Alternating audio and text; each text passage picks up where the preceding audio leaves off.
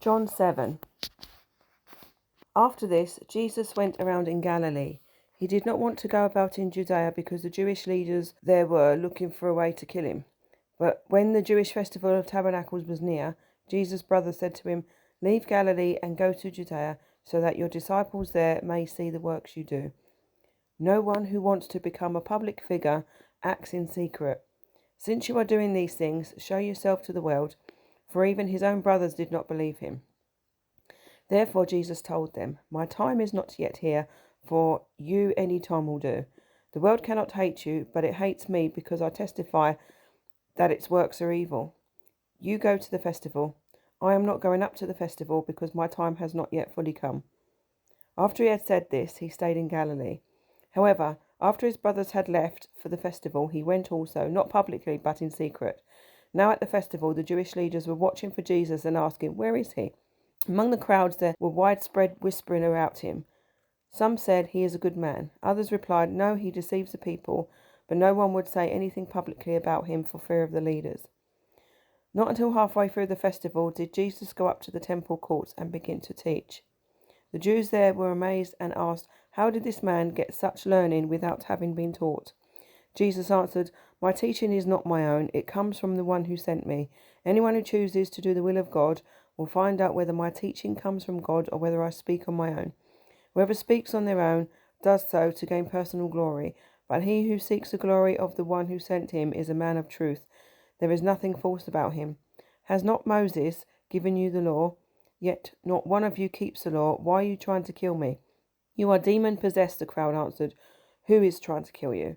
Jesus said to them, "I did one miracle and you are all amazed. Yet because Moses gave you circumcision, though actually it did not come from Moses but from the patriarchs, you circumcise a boy on the Sabbath. Now if a boy can be circumcised on the Sabbath, so that the law of Moses may not be broken, why are you angry with me for healing a man's whole body on the Sabbath?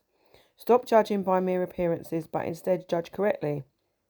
At that point, some of the people of Jerusalem began to ask, "Isn't this the man they are trying to kill? Here he is, speaking publicly, and they are not saying a word to him.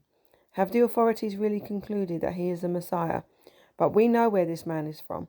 When the Messiah comes, no one will know where he is from." Then Jesus, still teaching in the temple courts, cried out, "Yes, you know me, and you know where I'm from. I'm not here on my own authority, but he who sent me is true. You do not know him, but I know him because I am from him and he sent me." At this they tried to seize him, but no one laid a hand on him because his hour had not yet come. Still, many in the crowd believed in him. They said, "When the Messiah comes, will he perform more signs than this man?" The Pharisees heard the crowd whispering such things about him.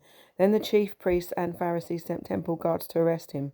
Jesus said, "I am with you for only a short time, and then I'm going to the one who sent me. You will look for me, but you will not find me, and where I am, you cannot come." The Jews said to one another, "Where does this man intend to go that we cannot find him? Will he go where our people live scattered among the Greeks and teach the Greeks? What did he mean when he said, 'You will look for me, but you will not find me, and where I am, you cannot come'?" On the last and greatest day of the festival, Jesus stood and said in a loud voice, "Let anyone who is thirsty come to me and drink. Whoever believes in me, as Scripture has said, rivers of living water will flow from within them." By this he meant the Spirit, whom those who believed in him were later to receive. Up to that time the Spirit had not been given, since Jesus had not yet been glorified. On hearing his words, some of the people said, "Surely this man is a prophet." Others said, "He is the Messiah." Still others asked, "How can the Messiah come from Galilee? Does not Scripture say that the Messiah will come from David's descendants and from Bethlehem, the town where David lived?" Thus the people were divided because of Jesus. Some wanted to seize him, but no one laid a hand on him.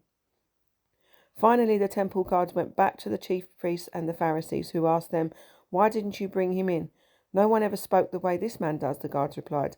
"You mean he has deceived you also?" the Pharisees retorted. "Have any of the rulers or of the Pharisees believed in him?" "No. But this mob that knows nothing of the law, there is a curse on them." Nicodemus, who had gone to Jesus earlier and who was one of their own number, asked, "Does our law condemn a man without first hearing him to find out what he has been doing?" They replied, "Are you from Galilee too? Look into it, and you will find that a prophet does not come out of Galilee."